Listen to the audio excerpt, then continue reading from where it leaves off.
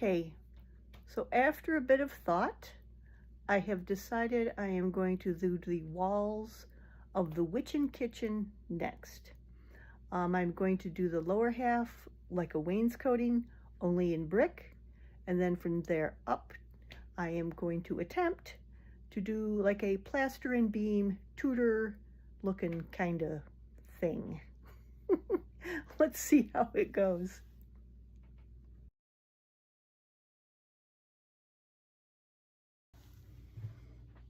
All right, so my first step is to separate the lower portion of the wall from the upper portion of the wall. And I'm going to do that with handy dandy popsicle sticks and handy dandy wooden coffee stirrers. I'm going to make it a 2-layer thing, like a little, I don't know what to call it, doesn't matter. And that will give me my 2 sections, and we'll work from there.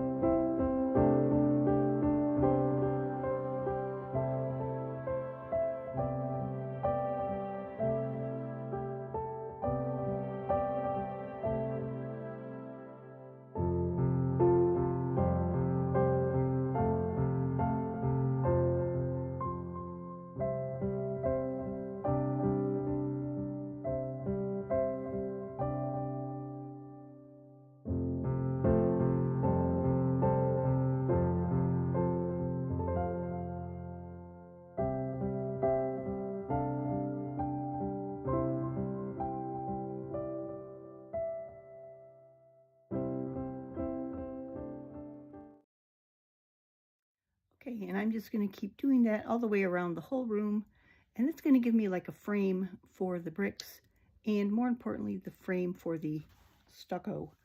Let's go.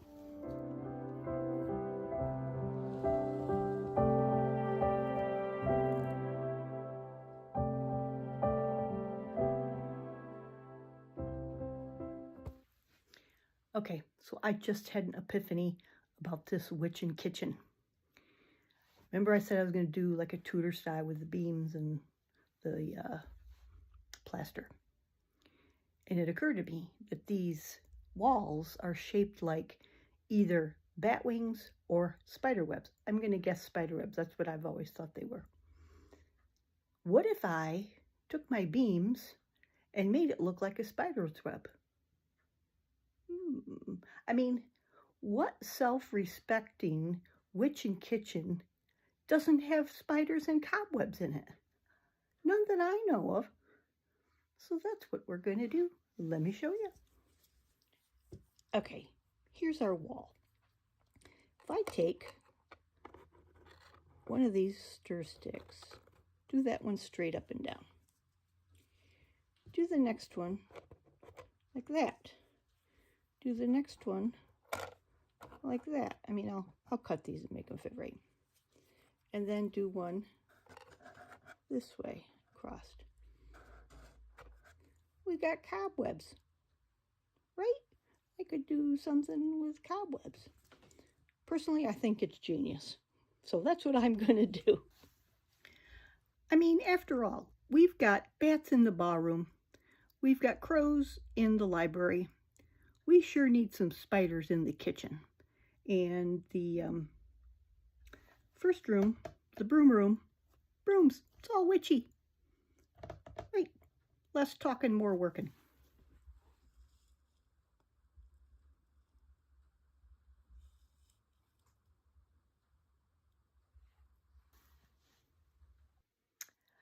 There you go. I'm sorry I couldn't show you the process while it was processing, but I have limited camera holding abilities. But it came out pretty cool. Next, I think I will do the bricks, which means making a whole bunch of little bricks. I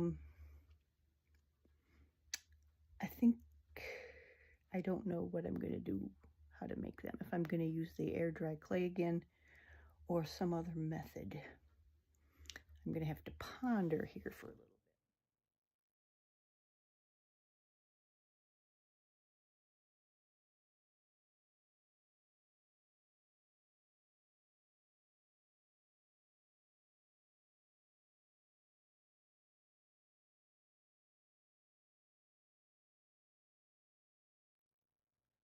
All right, so basically to do the the brick wainscoting, I decided to do it very similar to how I did the other wainscoting. Gluing the sticks on a piece of strip of paper that I've already sized and gluing them on there, painting them somewhat, coloring them, whatever I'm going to do, and then just gluing the whole thing in. So I took, as you saw, I used the wooden stir sticks because they were the right size. They're easy to cut. I can just use a pair of good scissors and get them the size I need them. Then I am taking a strip of just plain old printer paper, painting it my red background, and then gluing, this one is still kind of wet, well, not kind of, it is wet, and then gluing them onto the strip of paper. I do have to trim that end. It's kind of overlapping a little bit once it's a little bit more dry. But I'm going to attempt to grout these first and then put them, because otherwise I have to turn the building on its side and I'm going to get that grout plaster stuff all over the place. So if I can do it before I put it in, will be golden. But right now I'm just going to continue making these little pieces, you know, to size where they need to go, gluing on the bricks and painting.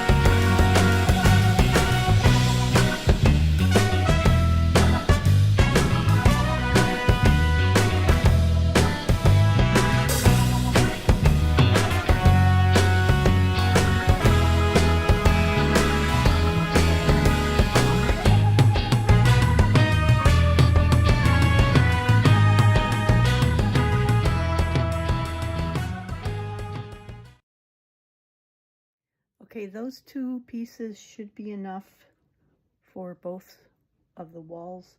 If not, I still have some extra little bricks I can put in on the ends. They're not that much to bother with. But I got to let these dry for a little bit. Then I'm going to put some Mod Podge on, maybe a couple coats, and then we'll try the old grout again. Hopefully it works as well as it did in the ballroom. So, gotta let some stuff dry.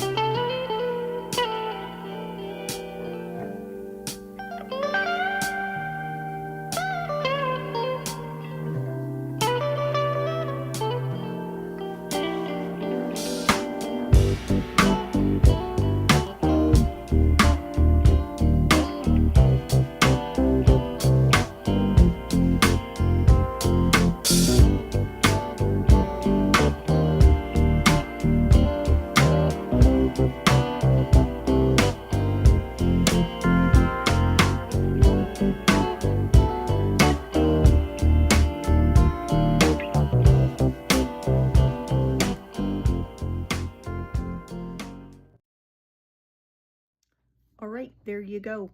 I ended up not using the grout method at all. I just got some gray paint, made up some gray paint, painted between the cracks, and with the black charcoal pastel powder, just used the paintbrush, dry paintbrush, and did that. Whole lot more easier, whole lot easier, and a whole lot less stressful. So now I just got to do the little pieces that are on the other sides of the doorways, and we will be done with that part.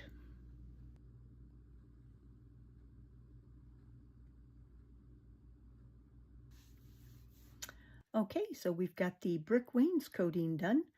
I've been giving it some thought, and I think the beams, as you saw, maybe the one corner of the doorway was painted gray. It's a very washed out light gray, and I think I'm going to do them all that color and then add a dusting of the brown floor paper, kind of the color I did for the floor, the wooden floors.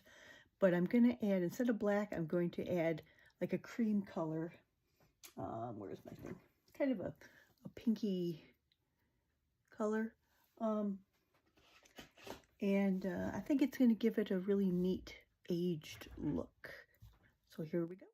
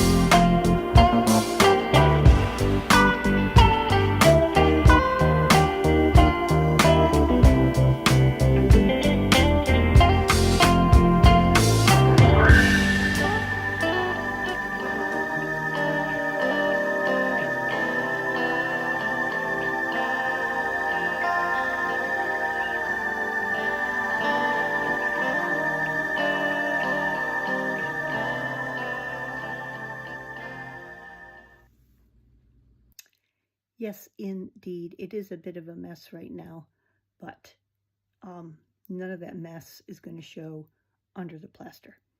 So that will be my next step, to do my plaster walls. It's nearly as scary as doing my ballroom floor, if not more so. Okay, well, can't put it off forever. Okay, so once again, at like 3 o'clock in the morning, I woke up and had an epiphany about how to do these walls.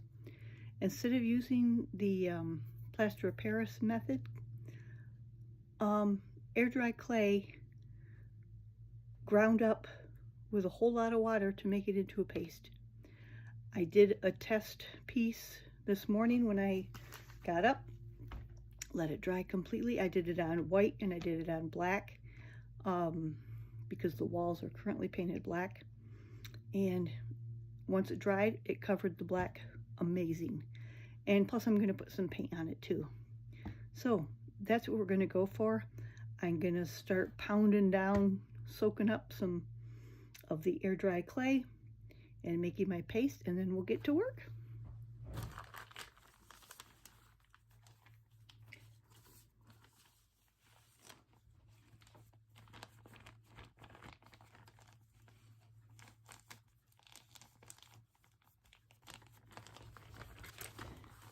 So all we have here is water and the air dry clay.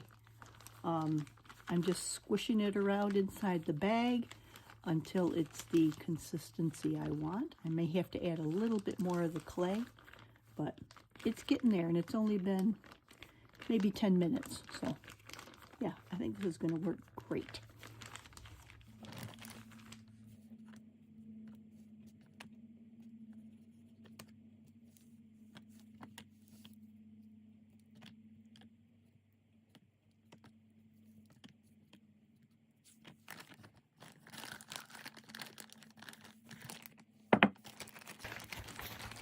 Now, is there a product out there that I could have done this with? Probably. Some sort of powdered clay. I haven't a doubt in my mind that it exists. I haven't looked it up. Doesn't matter.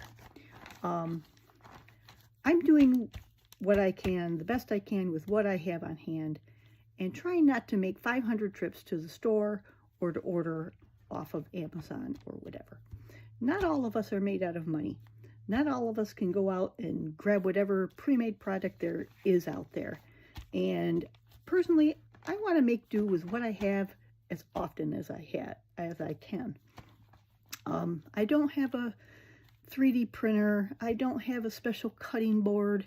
I have a few simple basic tools. And that's kind of the point of these videos, is to show people that you don't need to have all that fancy schmancy stuff to make something that looks cool. I'm pretty sure Queen Mary's Dollhouse, they didn't have all these fancy schmancy, you know, laser printers and products that they could, you know. They did what they could with what they had, and that's what I'm trying to do. The only one exception anyway is my the dolls I bought, the little plastic dolls. I can't sculpt to save my life. I might be able to have made the furniture, but I had that kit on hand. My daughter got it for me years ago, so I'm trying to use it as much as I can. So yeah, my mud is almost ready, and yeah, I'm going to pour it into a bowl, and we'll get to work on this, and I can just use a paintbrush. Yeah. Okay, let's see what happens here.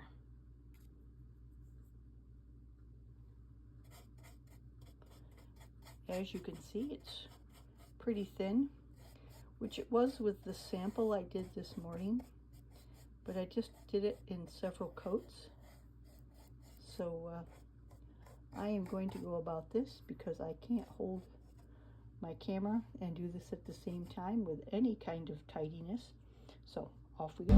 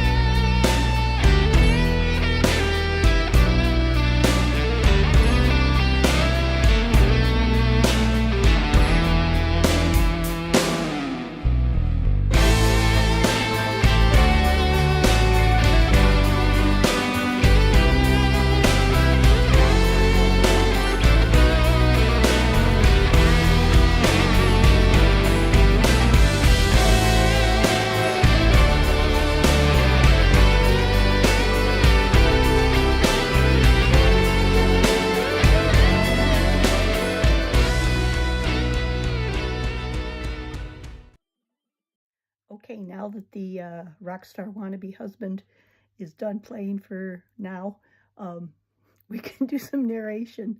That was fun. I don't mind at all. So, anywho, so let me show you what we got.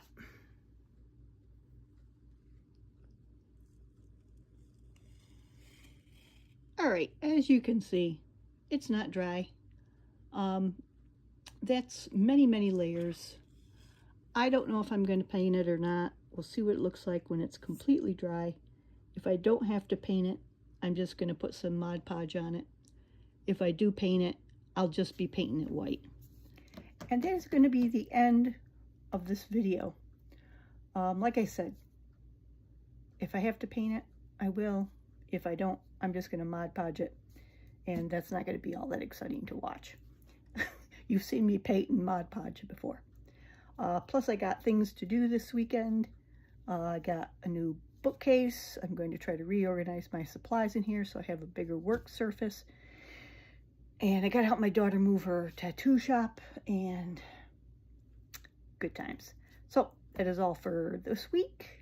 Hope you all have a great weekend. And as always, I'll see you when I see you. Bye.